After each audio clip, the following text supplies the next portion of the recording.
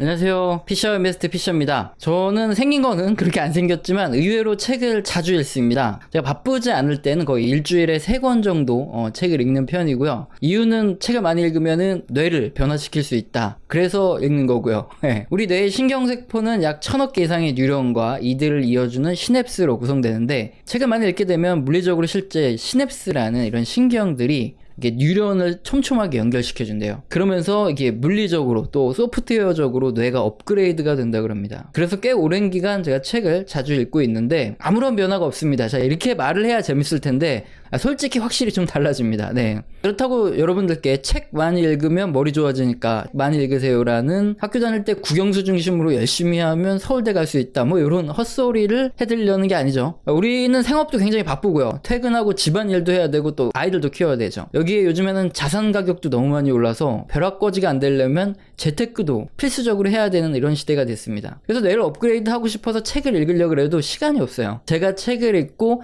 핵심 내용 중 일부를 아주 쉽게 설명드리는 코너를 만든 이유가 이거거든요. 우리 시청자님들은 책의 핵심 내용을 쉽게 설명드리니까 좋고, 출판사 입장에서는 또 홍보가 되니까 좋고, 서로 윈윈하는 거죠. 오늘 설명드릴 책은 네이버, 카카오, 쿠팡 배달의 민족, 줄여서 네카쿠베 경제학, 이 책입니다. 핵심 내용 중 일부를 알아볼 텐데요. 네이버, 쿠팡, 신세계, 롯데 등의 이런 기업들이 이커머스 시장에 지금 뛰어들고 있는데 이것에 대한 이야기고요. 어떤 물류 시장의 경쟁을 벌이고 있고 앞으로 어떻게 될 것인가, 이런 궁금한 이야기에 대해서 한번 설명드리려고 합니다. 먼저 뉴스를 볼까요? 올해 6월 15일에는 신세계 이마트와 네이버가 과거 이베이 코리아를 인수할 가능성이 높다, 이런 뉴스 기사가 나왔었죠. 그리고 전일인 6월 25일 네이버는 여기서 쏙 빠지고 신세계 이마트가 혼자 이베이 코리아를 인수할 가능성이 높다, 이런 뉴스 기사가 나왔습니다. 얘기를 알고 계시는 분들도 계시겠지만 바쁘신 분들은 이베이 코리아가 어딘데 신세계와 네이버가 이렇게 인수를 하겠다 뭐 이러면서 난리를 칠까, 이게 궁금하시죠? 간결히 설명을 좀 드리면, 글로벌 그룹 이베이가 지난 2001년에 옥션 아시죠? 이 옥션을 인수하면서 국내에 상륙을 했습니다. 그리고 2009년에는 G마켓을 인수합니다. 그리고 2013년에는 G마켓의 큐레이션 커머스인 G9을 론칭을 하게 되죠. 그래서 이베이 아래 옥션, G마켓, G9을 거느린 글로벌 이베이 한국지사, 뭐 이런 개념으로 이해하시면 됩니다. 근데 사실 여러분도 기억하시겠지만 한때는 옥션, G마켓이 거의 우리 온라인 상거래 시장의 60% 이상의 점유율을 차지하고 있었습니다. 그리고 또 옥션, G마켓 모두 상장사였다가 이베이에 인수되면서 잦은 상패에 들어갔죠. 그러나 지금은 시대가 굉장히 많이 변하면서 쿠팡, 네이버, 신세계, 롯데, 이렇게 온라인 및 오프라인의 강자들이 전자상거래 시장에 뛰어들었죠. 그러면서 지금은 이베이 코리아는 12% 정도로 점유율이 굉장히 크게 낮아진 상황입니다. 문제는 앞으로 이베이 코리아가 뭐 쿠팡이나 뭐 이마트, 롯데 등 이런 배송의 강자들과 경쟁을 하려면 조 단위의 전국적인 물류 유통망을 갖춰야지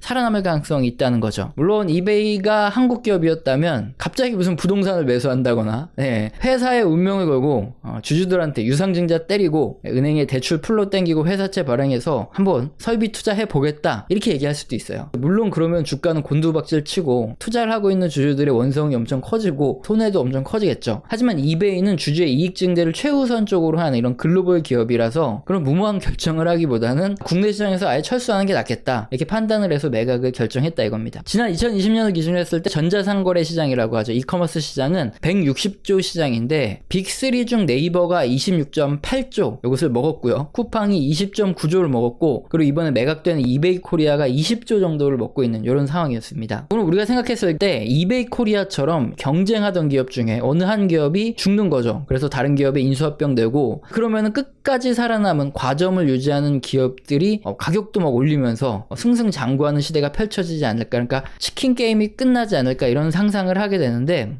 아쉽지만 당분간 그러기는 쉽지 않습니다. 왜냐하면 공정거래위원회는 이런 이커머스 시장에서 기업의 인수합병 시에 만약에 두 가지 그룹이 합쳐졌는데 시장 점유율의 50%가 넘어가거나 아니면 상위 1위에서 3위 업체들의 시장 점유율이 75%를 넘는 이런 과점적인 지위가 형성되면 이런 기업들에 대해서 규제를 가합니다. 인수합병을 아예 못하게 막는다든가 아니면 이런 과점 기업들에 대해서 영업 페널티를 부과해서 다른 기업들이 치고 올라올 수 있게 이게 무한 경쟁을 만들어주는 거죠. 여기에 SK의 11번가 지분을 인수하면서 아마존이 최근에 국내에 상륙을 시도하고 있고요. 카카오도 이커머스 시장에 시장의 입지를 현재 키우면서 또 카카오 티 배송 서비스, 요 물류까지도 지금 결합 중에 있습니다. 쟁쟁한 기업들이 뛰어들어오고요. 또 플랫폼 기업이나 뭐 기존 오프라인 기업 등 누구나 사실 뛰어들 수 있는 시장이 이커머스 시장이기 때문에, 그리고 또 공정위에서 과점이나 독점을 허용하지 않는 이런 상황에서 지금 이커머스 시장은 춘추전국 시대고요. 네, 당분간 이 상황이 계속될 수밖에 없다, 이렇게 보시면 됩니다. 그럼 뉴스처럼 최근에 반쿠팡 동맹을 만들어서 이베이 코리아를 인수하려던 이마트와 네이버 동맹에 균열이 가서 네이버가 이렇게 빠져나가려고 하는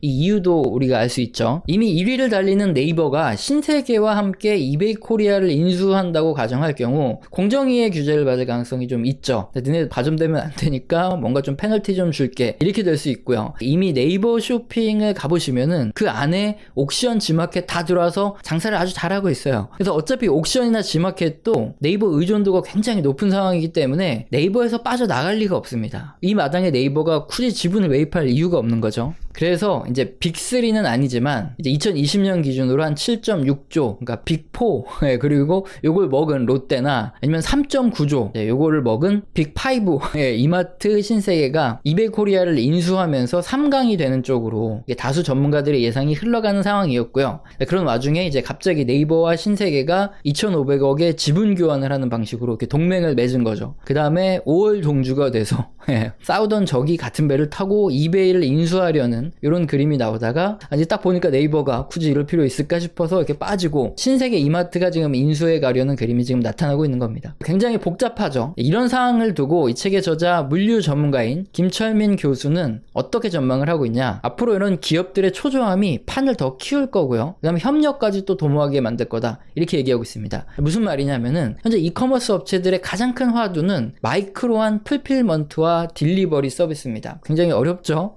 근데 쉽습니다. 풀필먼트는 뭐냐, 물류업체가 있죠. 판매자의 물건을 그냥 보관까지 해주고요, 여기서 판매까지 해주고 포장하고 배송까지 그냥 물류를 일관으로 대행해주는 서비스입니다. 아마존이 그렇게 하고 있죠. 판매자들은 아마존에다가 제품을 딱 맡기면은 아마존이 알아서 다 해줍니다. 자, 그럼 마이크로 풀필먼트가 뭐냐, 이거를 어떤 거점이 아니라 전국의 도시마다 확대해서 배송 비용을 줄이고 속도를 더 빠르게 하겠다, 이게 바로 마이크로 풀필먼트라고 하죠. 그러면 마이크로 딜리버리는 또 뭐냐, 이길 배송 뭐 이런 걸 뛰어넘어서 당일 배송 아니면 30분 배송과 같은 이런 배송 경쟁 체제에 진입했다, 이거를 말합니다. 근데 사실 우리 같은 고객 입장에서는 기업이 뭐 풀필먼트 센터를 갖추건 말건 저희가 사려는 물건을 저렴하게 이렇게 빠르게 배송해주는 회사가 가장 좋죠. 그러다 보니까 국내 유통업체들은 현재 풀필먼트 계획을 세우기 전에 딜리버리 전술만 고집하고 있다, 이겁니다. 배송 경쟁, 그러니까 누가 더 빠르게 배송하냐, 요 경쟁에 불이 붙어서 판이 커지고 있다는 거고요. 풀필먼트 시스템을 기업들이 갖춰야 가격 경쟁력이 생기고 또 배송비도 줄어들고 물류 비용도 줄어들 수 있는데, 딜리버리 전술만 고집하면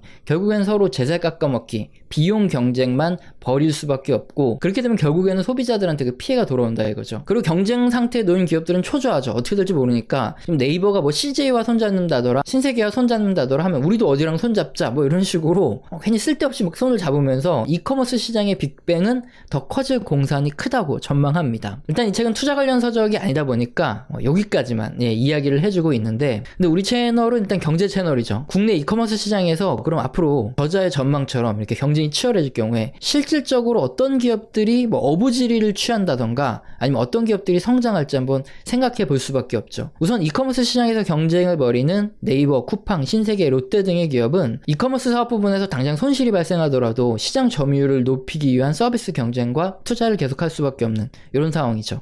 이렇게 이커머스 기업들이 풀필먼트 시스템보다는 당장에 배송의 경쟁을 붙일 경우 고래 싸움에 어부지를 넣는 이런 기업들이 있습니다. 현재 우리 음식을 배달할 때 뭐 배달의 민족이나 이런 배달 플랫폼들도 보면 자기들이 직접 배달을 하지 않습니다. 배달 대행업체에다가 맡겨서 배달을 의뢰하는데 생각대로 바로 오고 부름과 같은 이런 기업들이 바로 배송 대행업체입니다. 지금 당장은 뭐 음식 배달 업체들이 주로 사용을 하고 있지만 이런 이커머스 기업들도 뭐 당일 배송, 이런 거에 경쟁을 벌이다 보면 배송 대행 업체들의 자기 물량을 위탁할 수밖에 없죠. 그럼 이런 기업들은 수혜를 받을 수밖에 없는 겁니다. 치명적인 단점이 있습니다. 일단 지금 당장 성장성이 가장 큰 시기거든요. 이때 비상장이에요. 그리고 시간이 또 지나면은 대행 업체들 시장에 대기업들이 좀 진출을 합니다. 쿠팡이츠도 마찬가지죠. 이게 배달 대행 본연의 사업 부분을 만약에 앞으로 어떤 대기업들이 들어올지 모르죠. 경제력 그리고 자본력에 밀려가지고 본업이 위태로워질 수 있는, 그러다 보니까 당장 투자를 해야 되는데 비상장이다. 네, 이런 점이 좀 아쉽고요. 자, 그럼 풀필먼트 시스템에 대해서 좀 더 자세히 소개하고 있는 이 책의 다음 주제로 넘어가겠습니다. 뉴스 기사처럼 얼마 전에 아마존은 뉴욕 퀸즈 롱아일랜드 시티에 2만 스퀘어 피트의 물류 창고를 지을 소식이 전해지고 있습니다. 그래서 뉴욕에만 5번째 물류 창고를 짓는 건데 왜 아마존은 땅값이 비싼 뉴욕에 이렇게 물류센터를 짓고 있을까요? 혹시 아마존도 맥도날드처럼 물류센터를 가장한 부동산 투자를 하는 건 아닐까? 뭐 이런 생각마저 드는데, 이 기존의 창고 개념에서 본다면 그냥 보관비만 받잖아요. 그러다 보니까 면적당 보관료의 개념이 가장 중요했었습니다. 뉴욕에 창고를 짓는다는 건 진짜 바보나 하는 짓이었죠. 그러나 이런 풀필먼트 시스템에서는 서비스당 보관료의 개념이 가장 중요합니다. 고객이 얼마나 다양한 제품을 빠르게 배송을 받는 경험을 하고 재구매를 하느냐, 이게 면적의 가치보다 더 중요하다 이겁니다. 현재 인터넷이 발달하면서 우리들이 볼 수 있는 제품 자체가 다양해졌어요. 구매 욕구는 다양하죠. 저렴하게 빠른 시간에 배송을 받기를 원합니다. 이를 충족시키는 기업이 살아남는다는 건데, 이러려면은 당연히 사람들 가지고 일을 해서는 안 되겠죠. 자동화 설비와 로봇이 필수고요. 그리고 뉴욕과 같은 이런 공간에 가장 많은 제품을 채워 넣어야 되겠죠. 그리고 어느 위치에 어떤 물건이 있는지 빠르고 정확하게 확인을 할 수 있어야 정체 없이 물건을 빨리빨리 공급을 해줄 수 있겠죠. 아마존 같은 경우에는 고객이 아마존에 접속을 해서 구매할 제품을 장바구니에 담아둘 때 이미 로봇이 해당 제품을 옮겨서 배송 대기 상태에 둔다고 하죠. 다른 제품을 고객들이 보고 결제를 완료함과 동시에 이게 포장이 되고 그 다음에 배송으로 넘어간다고 합니다. 그리고 풀필먼트 센터 자체가 뉴욕에 있다면 뉴욕에서 배송을 시키면은 엄청나게 빠른 속도로 배송을 받을 수 있게 되겠죠. 그래서 현재 쿠팡은 이런 풀필먼트 시스템을 먼저 구축해서 우리나라의 로켓 배송으로 승기를 굉장히 빨리 잡은 상태이고요. 하지만 반대로 네이버와 CJ가 손잡고 지금 역시 뉴스 기사처럼 풀필먼트 센터를 개장하면서 추격 중에 있습니다. 쿠팡이나 네이버뿐만 아니라 다른 유통업체들도 마찬가지예요. 풀필먼트 센터를 짓지 않으면 가격 경쟁력도 갖기 어렵고 배송 또한 느려지기 때문에 이런 이커머스 시장의 경쟁이 지속되는 한 계속해서 풀필먼트 센터는 지어질 수밖에 없죠. 그런데 이 책의 다음 과에서는 네이버는 쿠팡과 조금 다른 방식의 물류 시스템을 가지고 있다, 이 부분도 설명을 합니다. 네이버가 직접 배송 차량이나 물류센터 등 시설 투자를 하는 대신에 이런 다수의 물류 관련 스타트업들 있죠. 얘네들을 IT로 유기적으로 연결해서 마치 하나의 풀필먼트 시스템처럼 하나로 만든다 이거거든요. 예를 들어서 창고업체, 배송업체, 판매업체가 있다고 할게요. 그럼 얘네들을 하나처럼 IT로 연결을 해버립니다. 그럼 어느 창고에 뭐가 있는지 아니까 빨리빨리 배송도 되고 주문도 되고 판매까지 되는 거죠. 그리고 네이버는 여기 이 IT로 연결을 해주면서 여기서 또 중개수수료, 그 매출을 발생을 시킬 수 있는 거죠. 이렇게 네이버는 일단 국내 시장에서는 기업들을 연결하는 IT 풀필먼트 시스템으로 시스템을 갖춰놓고 그 다음에 크로스보더로 해외를 공략하는 이런 전략을 취하고 있는데, 크로스보더는 뭐냐? 그냥 해외 직구 아니면 반대로 역으로 외국인들이 우리나라 사이트에서 제품을 직구하는 이런 걸 말합니다. 그래서 네이버는 최근에 뉴스 기사처럼 동대문 패션 시장에 풀필먼트 시스템을 구축해서 국내 시장을 일단 선점하기로 했습니다. 그 다음에 크로스보더로 해외 직구족들 또 한류 문화의 바람을 타고 우리나라 동대문 시장에서 뭐 사고 싶은 사람 많을 텐데 세계화 정책을 사용하고 있다 이거죠. 일단 과연 쿠팡의 풀필먼트 시스템에 맞서는 네이버가 현재 새로운 방식의 IT 풀필먼트 시스템을 구축해 나가고 있는데, 이게 과연 잘 될지, 그리고 쿠팡에 어느 정도 상대가 되고 어떤 퍼포먼스를 낼지 한번 지켜봐야 되겠죠. 물론 근데 네이버는 크게 손해는 없어요. 왜냐하면 물류만을 전담하는 쿠팡과 다르게 네이버는 이미 검색 서비스도 있고 광고도 있고요. 또 웹툰, 뭐 네이버 TV 이런 거를 통해서 엔터테인먼트로 해가지고 글로벌에 진출하고 있고, 뭐 제페트, 스노우 등 이런 뭐 메타버스 관련된 전 세계 1억 명 이상의 사용자를 가진 다양한 어플리케이션, 이런 다양한 사업이 있습니다. 그리고 또 IT 풀필먼트 사업과 같은 경우에는 어차피 연결만 하는 거기 때문에 쿠팡처럼 대규모로 투자를 할 필요가 없죠. 그러다 보니까 쿠팡이 완전히 밀려나서 이게 잘 안 된다, 아니면은 실제 해보니까 별로 안 되더라 싶으면 그냥 크게 손해볼 것 없이 철수하면 됩니다. 이런 장점이 있습니다. 그래서 오늘은 물류와 배송의 디지털 혁명을 이뤄나가는 기업들을 조금씩 소개하는 네카쿱의 경제학을 근거로 우리나라 물류 그리고 혁신적인 이런 유통업체들의 상황을 알아봤습니다. 오늘 영상도 마음에 드셨다면 구독과 좋아요는 꼭 눌러주시고요. 지속적으로 시청 부탁드립니다.